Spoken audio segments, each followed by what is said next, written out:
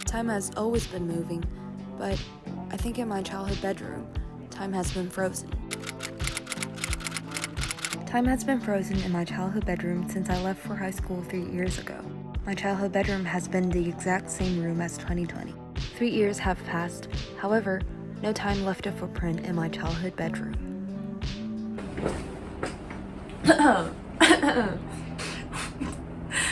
Hey folks, I'm Kristen, and today I want to hop on and do something a little bit different. So, after thinking that nostalgia might hit in the future, I thought that I could probably record 5 of my favorite things in my childhood bedroom. Now, I'm going to show you the 5 things that brings me the fondest memories in my childhood bedroom. And stay tuned! All the good stuff are in my bookshelves. Warriors, Harry Potter, comics, and other YA novels I grew up with really encouraged me to tell stories. And some highlights from the book section, I would like to share this encyclopedia of dogs. I really wanted to get a dog, like really bad. To try to convince my parents to get us a dog, I decided to learn more about them. So I got this book from the grocery store and I started reading it over and over again. I did a lot on this book. I also like highlighted it and also like I annotated it. But as I grow older, I don't really like dogs that much. But it was very fun memories learning a lot about these dogs. And the second one would be this little piece of manga, and it's called Natsume Yujincho. It's just like this black and white manga. I was really obsessed with anime and mangas in 5th grade. I really do loved it in 5th grade and 6th grade. I think part of the reason that I loved it so much is because I get to do it with my friend, because I had a friend who was into it as well. So it was just good times. And last but not least, our Harry Potter series. The first time I ever knew what Harry Potter was about was in this room. It happened in this room. We were moving in and this room was uncleaned. This wasn't my room at that time. But me and my brother, it was summer, and we turned on the TV and we started watching bootlegs of Harry Potter films. And we finished it so quick. I think we finished all of them in 3 or 4 days, and I just absolutely loved it. Especially the first time seeing the Philosopher's Stone. It was just a core memory, I just say. Yeah, that's it for the books. Growing up with music was wonderful. I played a violin, I did band, and of course I sang in cursive in 8th grade and thought it was a good idea to record cursive singing on my iPhone 5 and post it on YouTube. So here's my attempt to try to do all of that again. Bless your ears. Hallelujah.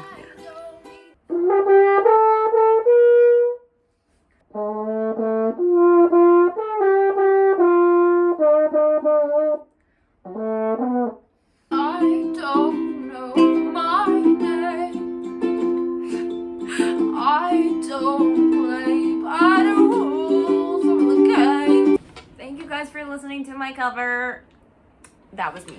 But also, let's not forget that we can use a ukulele to apologize in 2023. So I've been thinking about this for a while. The toxic gossip train! I'm very sorry, and you shouldn't accuse me. The toxic gossip train. Manipulation station, the toxic gossip train.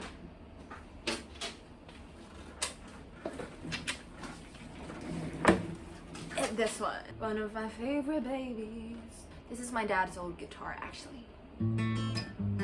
Don't cry or do whatever makes you comfortable. I'm tired too. There's nothing left to say. Let's call it a truth. 'Cause I don't really wanna go to bed like this.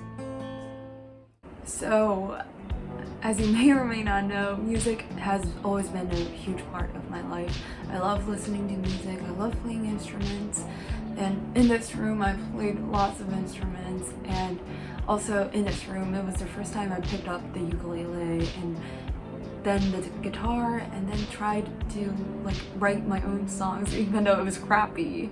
Those covers and those original songs were crappy. I know that for sure, but but it was really fun. I really enjoy myself doing it, and I love to learn about just music.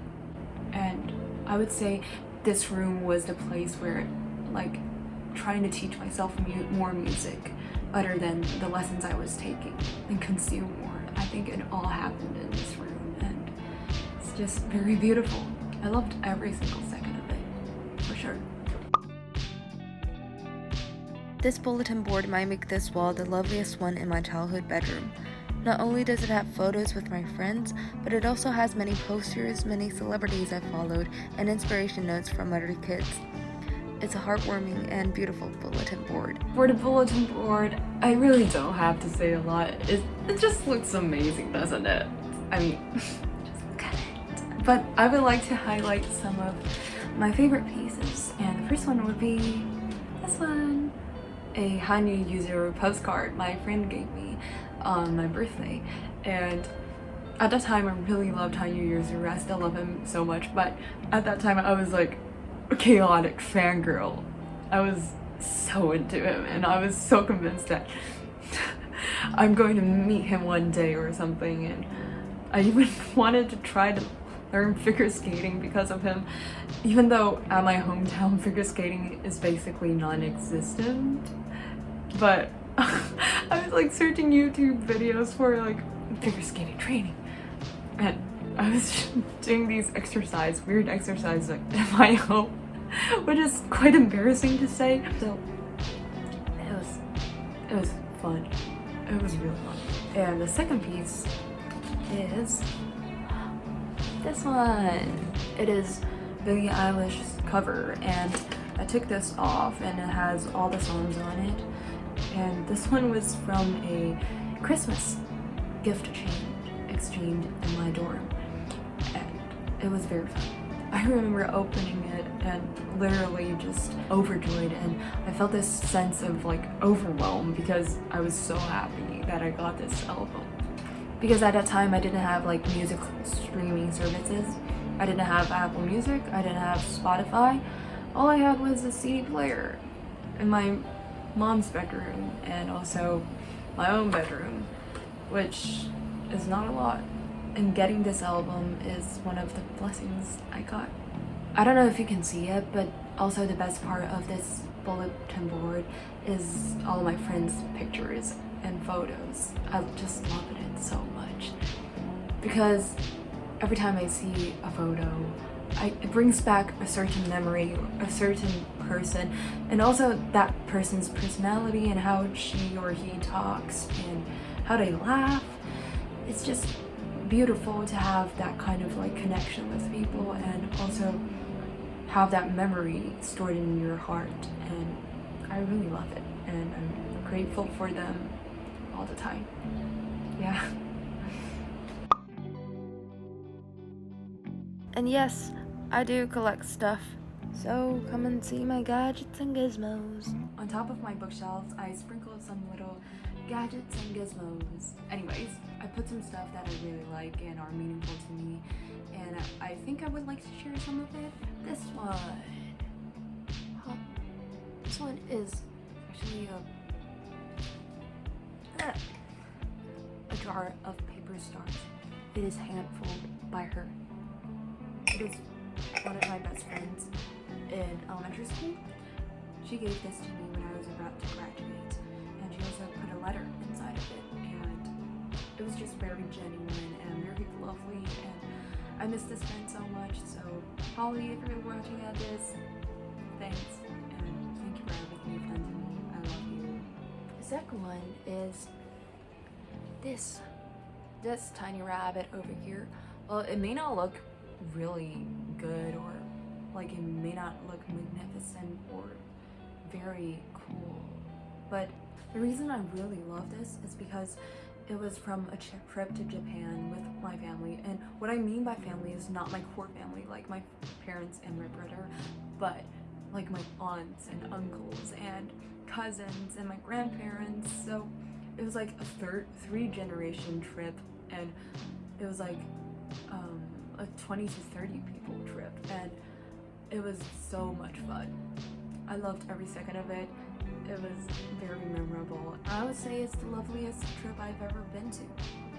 So, cheers. And that's it for the sprinkles and gadgets and gizmos on my bookshelf.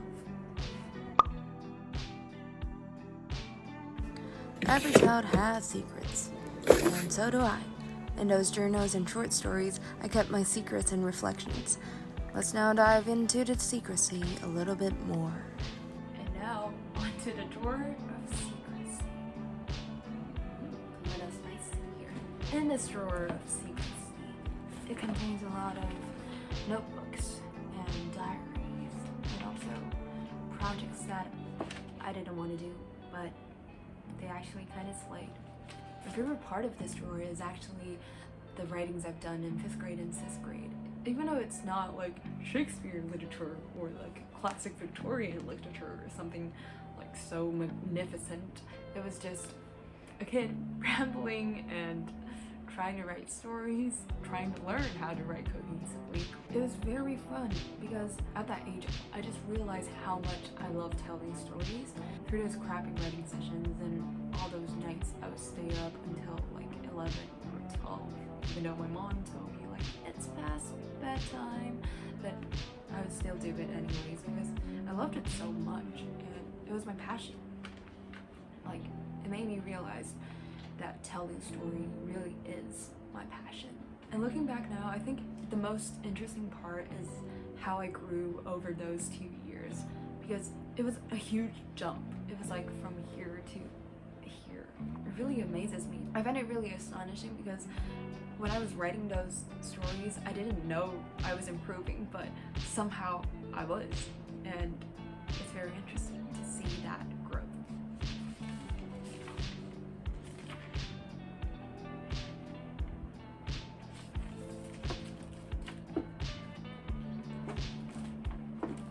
And also, I really suck at time management, but somehow I find this like planner.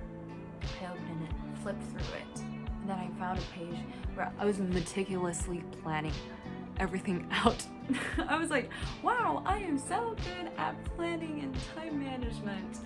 But then I turned to the next page, which, oh yeah, this looks good. I mean, it looks like a bullet journal and a planner, and it looks great. It looks like I'm really planning and really having great time management for 4 days. The next page is just blanks. So, yeah, that's just very me. Unfortunately, I suck at time management still. And that's a wrap for the drawers of secrecy. Thank you very much if you made it till the end of this video, and I really like to know what your childhood bedroom brings to you and what kind of stuff that are the most memorable and meaningful to you in your childhood bedroom. Comment down below. That's it for today's video, I guess. I hope you have a nice day, and if you like it, you can always like, subscribe, share it, do whatever you want. And see you the next time. Bye.